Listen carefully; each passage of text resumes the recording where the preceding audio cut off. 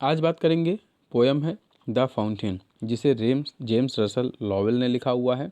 इनका जन्म 1819 में यानी 1819 में हुआ था और इनकी डेथ 1891 में हो चुकी है। तो दैट मीन्स कि आज से 100 साल पहले, लगभग 100 साल पहले, हालांकि 9 साल उधर हो गए हैं और 21 इधर चल रहा है, दैट मीन्स कि 30 साल और, तो 130 साल पहले इनकी डेथ हो चुकी है। बट इनकी जो पोएम है द फाउंटेन, बहुत ही फेमस पोएम है, बहुत सी बुक्स में दिया हुआ है और ये एक इंस्पायरिंग पोएम है जिससे हम लोगों को बहुत एक इंस्पिरेशन अच्छी मिलती है। तो उन्हीं चीज़ों के बारे में चलिए समझते हैं कि क्या है एग्जैक्टली पोएम में और क्या क्या चीज़ें इसमें डिस्क्राइब की गई हैं।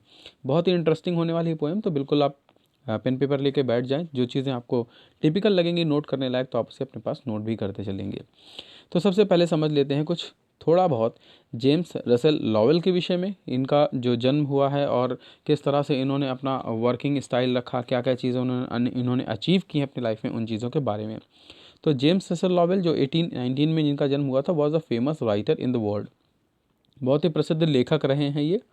इसके अतिरिक्त he wrote a year of life, एक इन्होंने जो स्टोरी लिखी थी वो अ ईयर ऑफ लाइफ है। कुछ पोएम्स हैं। हिज अर्ली पोएट्री, उनकी जो सबसे एक मतलब स्टार्टिंग वाली पोएट्री थी, वो फुल ऑफ द नेचर, वह प्राकृतिक चीज़ों से भरी हुई थी। प्राकृतिक की चीज़ों को जोड़कर वो ज़्यादा लिखते थे और इमोशंस, उसमें भावनाएं बहुत हुआ करती थी। बट लेकिन other poems are full of the patriotism, दूसरी जो उनकी पोएम हुआ करती थी वो देशभक्ति से ओतप्रोत होती थी, यानी देशभक्ति वाली चीज़ें ज़्यादा रखा करते उसमें।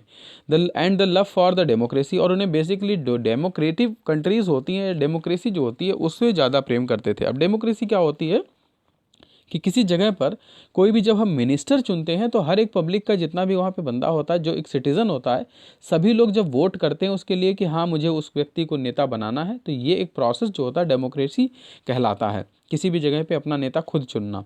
और he is more known as a suggestive literacy critic, लेकिन उससे अधिक उन्हें इस विषय पे जाना जाता है कि जो भी साहित्य उन्होंने लिखे हैं वो क्रिटिक पर हैं आधारित, यानी आलोचनाओं पर आधारित हैं। जैसे किसी भी व्यवस्था पर टिप्पणी करना, उसमें अच्छाइयों और बुराइयों को खोजना, वो उस प्रकार की कहानियों को ये लिखते थे। And as a lecturer in English poetry, और बेसिक तौर पे ये अंग्रेज़ी जो कविताएं हैं उनके एक लेक्चरर, एक प्रवक्ता के तौर पे इन्होंने कार्य भी किया है। तो ये था इनके विषय में, जेम्स रसेल लॉवेल के विषय में। अब समझते हैं इस पोएम का सेंट्रल आइडिया, जिससे कि आपको थीम पोएम की जो आगे हम पढ़ने वाले हैं अच्छे से एकदम से क्लियर हो जाए। द फाउंटेन जो पोएम है is a very inspiring poem, ये बहुत ही प्रेरणादायक है। इंस्पायरिंग का मतलब प्रेरणा, यानी किसी चीज़ से हमें जैसे कुछ करने का एक एंथुसियाज्म जग जाता है, हमारे अंदर एक भावना आ जाती है, वो ऐसी चीज़ें इंस्पायरिंग कहलाती हैं। तो यह पोएम जो है बहुत ही इंस्पायरिंग है।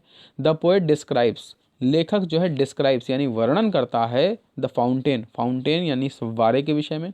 तो फव्वारा तो सभी ने देखा होगा, पार्क वगैरह में लगा रहता है ये फव्वारा इस टाइप का, लेकिन हम लोग जनरली जो देखते हैं, जनरली मतलब ज़्यादातर वो इस तरीके का होता है कि एक ही प्रकार की कोई धार उसमें पानी की निकलती रहती है और फव्वारा बन जाता है।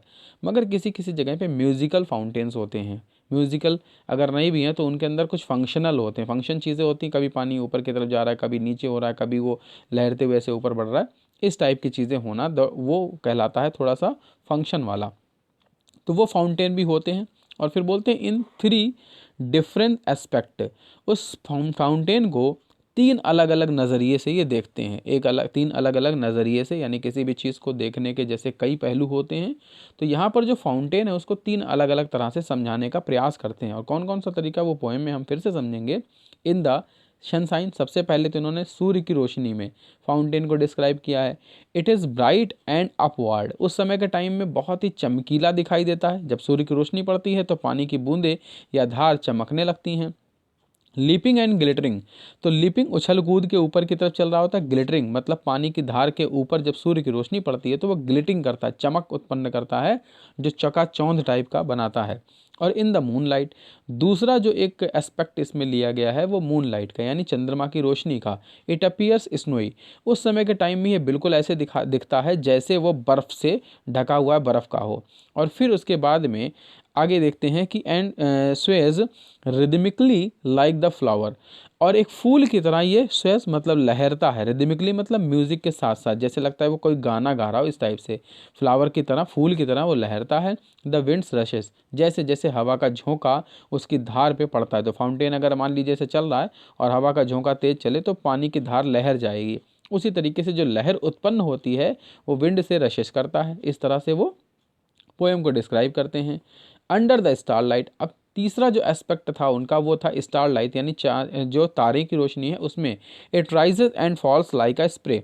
उस समय के टाइम में ये बिल्कुल उठता है ऊंचाई तक और उसके बाद गिरता है एक इस तरह से जैसे एक फव्वारा गिरता हो, स्प्रे गिरता हो उस तरह से ऑल द टाइम। लेकिन पूरे समय तक चीयरफुल रहता है पूरा का पूरा fountain and the lively lovely, पूरा एक प्रसन्नता भरा दिखाई देता है। All the time it seems to be aspiring higher and higher, ये ऊंचा उठता जाता है और लगातार ऊंचा उठता जाता है। The poet wishes to learn these qualities, तो पोएट क्या कहता है कि इनके अंदर यानी इस फाउंटेन के अंदर जो क्वालिटीज़ पाई जा रही हैं उनको अगर हम सीखने का प्रयास करें, सीखें तो काफ़ी कुछ चीज़ें सीखने वाली हैं। चेंजेस, फिटनेस, चेंजेस सबसे पहले सीखा जा सकता है, फिटनेस सीखा जा सकता है, कॉन्स्टेंसी यानी लगातार निरंतरता उससे सीखा जा सकता है, और एस्पायरिंग फ्रॉम द फाउंटेन, और फाउंटेन के सहारे से हमें ये सीखा जा सकता है कि हम हमेशा अपने जीवन में ऊपर उठते रहें। तो ये बेसिकली इसकी थीम है। अब पोएम में समझते हैं कि लाइन टू लाइन हमें क्या समझाने की कोशिश की जा रही है इस पोएम में और चीज़ें। सेंट्रल आइडिया इसका बहुत ही इंपॉर्टेंट होता पार्ट है आपके लिए। सेंट्रल आइडिया जो एग्जामिनेशन में अक्सर करके पूछा जाता है, तो इससे आप काफ़ी कुछ चीज़ें प्रिपेयर कर सकते हैं। पोएम की लाइन में एक चीज़ और समझ लें कि जब भी कहीं पर पोएम की लाइन होती है तो उसमें बहुत ही डीप मीनिंग छुपी हुई होती है, ये ध्यान रखें हमेशा, क्योंकि पोएम की लाइन्स में कहा कुछ जाता है लेकिन उसके माध्यम से समझाने का प्रयास कुछ और होता है। तो यहाँ पर भी वैसा ही होने वाला है, उन चीज़ों को हम देखेंगे। तो जैसे पहली लाइन कहता है कि इनटू द सनशाइन, सनशाइन का मतलब धूप की रोशनी, इनटू मतलब उसी के अंदर, तो धूप की रोशनी में, फुल ऑफ लाइट पूरी चमक के साथ, लीपिंग मतलब उछलना या उछल कूद के चलना। तो फव्वारा जब है धीरे धीरे चलता है तो उछलते हुए चलता है इस टाइप से, तो लीपिंग करता है यानी उछलता है। उसके बाद में फ्लैशिंग, फ्लैशिंग का मतलब क्या होता है, चमक उत्पन्न करना, ऐसे करके एक फ्लैश उत्पन्न करना, वो चीज़ें होती हैं। तो जब फव्वारा चल रहा हो, धूप की रोशनी पड़ रही हो, तो उसमें शाइनिंग तो करेगा ही सनशाइन में, और फुल ऑफ लाइट यानी पूरा सफ़ेद दिखाई देगा, चमकदार। लीपिंग लहरता हुआ, अब थोड़ा बहुत फव्वारा चलता ही है, फ्लैशिंग चमकता है। From morn till night, morn का मतलब सुबह और नाइट का मतलब रात, तो फ्रॉम मॉर्न सुबह से, फ्रॉम का मतलब से, और टिल मतलब तक, तक का मतलब यहाँ पे रात के समय की बात की जा रही, तो सुबह से लेकर रात तक वह इस प्रकार से चमक उत्पन्न करता रहता है जब तक धूप की रोशनी मौजूद रहती है।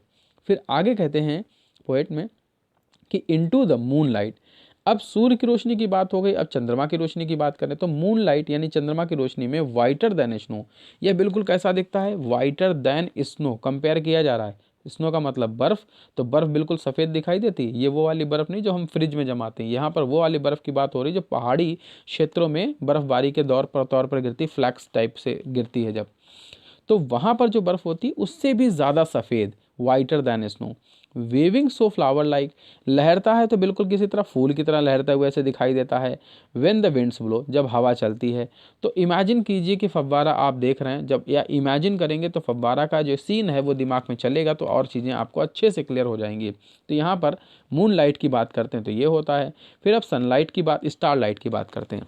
इनटू द स्टार लाइट यानी कि जब तारों की रोशनी हो, रशिंग इन स्प्रे, तब यह ऊपर उठता है, रशिंग का मतलब है ऊपर उठना, और स्प्रे का मतलब है फव्वारा। हैप्पी एट मिडनाइट, आधी रात में भी ये प्रसन्न दिखाई देता है, यानी उसके ऊपर इस बात का फर्क नहीं पड़ता है कि स्टार लाइट है, मून लाइट है या फिर सनलाइट है। हैप्पी एट मिडनाइट, आधी रात में भी प्रसन्न दिखाई देता है, हैप्पी बाय डे, और दिन में भी फव्वारा प्रसन्न दिखाई देता है। थोड़ी देर के लिए मान लीजिए फव्वारा कोई इंसान है और उस तरह से वो फव्वारा जो है लगातार ऐसे चलता जा रहा है, फूल की तरह खिलता हुआ, और उसके पानी लहरते हुए चल रहे हैं, तो फव्वारा एक ऐसी चीज़ है जिसे देख के हमारा मन प्रफुल्लित होता है, तो कहीं ना कहीं वो इंडिकेशन भी इसी तरह का देता है कि वो खुश है। तो उन चीज़ों को उस फव्वारे से सीखा जा सकता है। फिर आगे कहते हैं एवर इन मोशन, यानी प्रत्येक प्रकार की गति में, और मोशन का मतलब है गति, और एवर का मतलब हर एक प्रकार की, जैसी भी गति उसकी, चाहे वो तेज उड़े ऊपर की तरफ, चाहे वो धीमे धीमे चले, इस टाइप से। ब्लित्सम, ब्लित्सम का मतलब होता है प्रसन्न, चेरी का मतलब खुश, तो प्रसन्न और खुश नजर आता है। स्टिल क्लाइंबिंग हेवन वर्ल्ड, लगातार ऊपर आसमान की तरफ उठने का प्रयत्न करता है। तो फव्वारे को अगर आप इंसान माने, जैसे कि अभी पहले ही कहा, तो उस तरीके से आप क्या समझेंगे कि फव्वारा हमें ये सिखाता है हमेशा हमें आगे बढ़ते रहना चाहिए, चाहे वो स्टार लाइट हो, चाहे वो सन लाइट हो, चाहे वो मून लाइट हो, यानी दिन रात दोपहर कैसा भी हमारा समय हो, तो जीवन का उद्देश्य होना चाहिए कि हमें ऊपर उठने रहना है, आगे बढ़ते रहना है जीवन में, चीज़ों को प्रसन्नता के साथ में, यानी चेरी और ब्लेसम के साथ में। And never a very, very का मतलब होता है थकना, और नेवर का मतलब कभी नहीं, और कभी हमें थकना नहीं चाहिए, यानी ऊबना नहीं चाहिए कि इस कार्य को हम करते करते अब ऊब चुके हैं कि अब हमें आगे इस कार्य को नहीं करना है, ये सब चीज़ें। तो बहुत ही इंस्पायरिंग एक पोएम है। यह हमें एग्जैक्टली इंस्पायर कर रहा है इस चीज़ के लिए कि हमें अपनी प्रवृत्ति को कैसे रखना चाहिए, एक फाउंटेन की तरह अपनी प्रवृत्ति रखना चाहिए, जिससे कि हम चीज़ों को अच्छे से कर सकें। फिर आगे कहते हैं कि ग्लैड ऑफ ऑल वेदर, अब फाउंटेन जो है हर एक परिस्थिति में प्रसन्न रहता है। स्टिल सीमिंग बेस्ट, हर बार वो बेहतर दिखाई देता है। फव्वारे को आप देखेंगे तो उसकी पावर जितनी उसे दी गई है, अगर बिजली से चल रहा है तो उसका जो शेप है वो लगातार वैसे ही बना रहता है, उसकी खूबसूरती लगातार वैसी बनी रहती है। अपवर्ड और डाउनवर्ड, चाहे वो पानी ऊपर की तरफ उठे या ऊपर से उठकर वो नीचे की तरफ आए, तो उसका एक शेप मेंटेन रहता है, यानी उसका जो काम है वो डिस्टर्ब नहीं होता। मोशन दायरेस, अब जो उसकी गति है, फव्वारा जो ऊपर जा रहा है उसकी जो गति है वो उसी में अपना आराम भी करता है। ऐसा कहीं भी कुछ नहीं है कि फव्वारा जो है बंद अगर हो जाए तो बंद होने का मतलब क्या हो गई, इसकी डेथ हो गई, तो वो बंद होने के बाद वो रेस्ट करता हो, ऐसा बिल्कुल भी नहीं है। फव्वारा अपनी गति जो उसकी चल रही होती है लगातार, उसी में ही वो अपने आप में रेस्ट कर लेता है फव्वारा, यानी उसमें इंजॉयमेंट भी उसे मिलता रहता है। फुल ऑफ नेचर, पूरी प्रकृति के साथ में। अब फुल ऑफ नेचर का मतलब यहाँ पे ये है कि उसकी जो प्रवृत्ति है, उसका जो एक नेचर है फव्वारे का, हमेशा खिलखिलाना, हंसना या ऊपर की तरफ बढ़ना, वो उस तरीके का हमेशा बना रहता है। नथिंग कैन टेम, कोई भी ऐसा नहीं है जो उसे टेम यानी पालतू बना सके। यानी अगर फव्वारे को रोक दिया जाए, बंद कर दिया जाए, तो फव्वारे की ज़िंदगी ख़त्म हो जाती है। लेकिन जब फव्वारा चल रहा है तो इस बात का प्रतीक है, वो इस बात का सिंबल है कि हम आगे ही बढ़ना है, और जब तक हम ऐसे बढ़ते रहेंगे, जब तक हम ऐसे चमकते रहेंगे, तभी तक लोग हमें पसंद करेंगे। तो यहाँ पर इस बात को ये प्रमाणित करता है।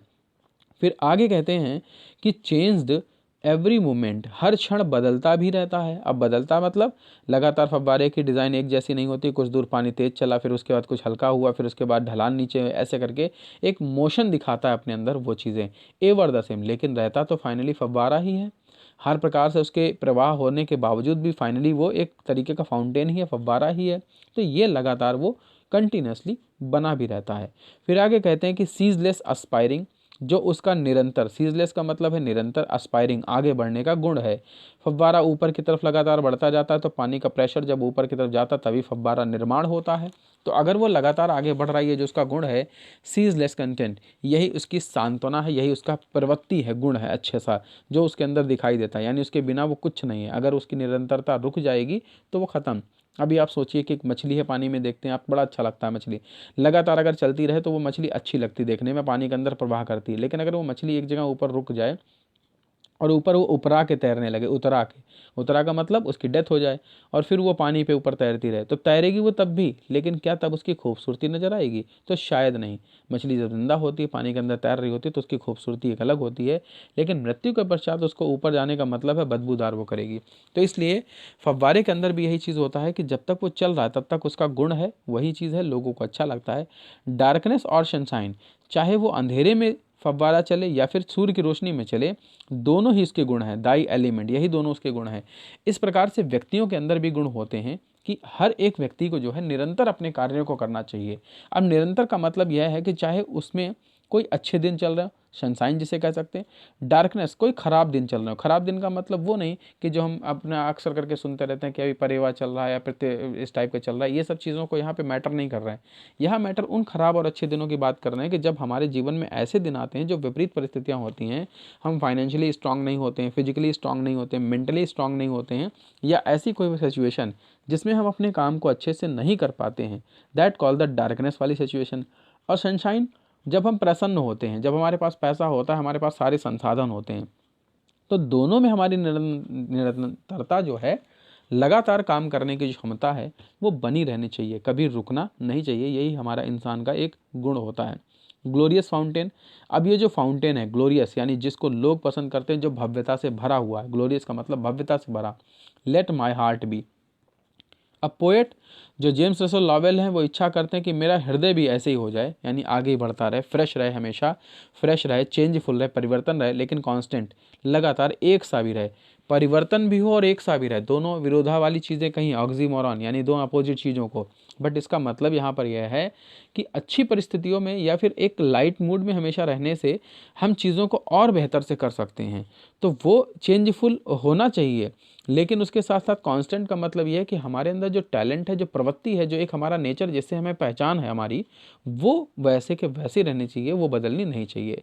तो ये इन चीज़ों को सिखाता है। अपवर्ड लाइक दी और फाउंटेन की तरह ही हमें आगे बढ़ते रहना चाहिए, चीज़ों को अपनी जो है जीवन में करते रहना चाहिए।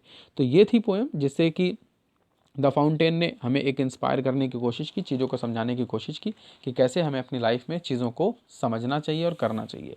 तो कुछ इसके रिलेटेड ये वर्ड्स हैं जिनकी मीनिंग सामने दी हुई है, आप चाहें तो इसका स्क्रीनशॉट ले लें, आपके लिए काफ़ी हेल्पफुल होने वाला है इस चैप्टर में। तो आई होप कि आज की ये पोएम आपको बहुत अच्छे से समझ आई होगी। एक नेक्स्ट ऐसे ही वीडियो के साथ, नेक्स्ट पोएम के साथ फिर मिलेंगे। तब तक के लिए स्टे हैप्पी, स्टे सेफ।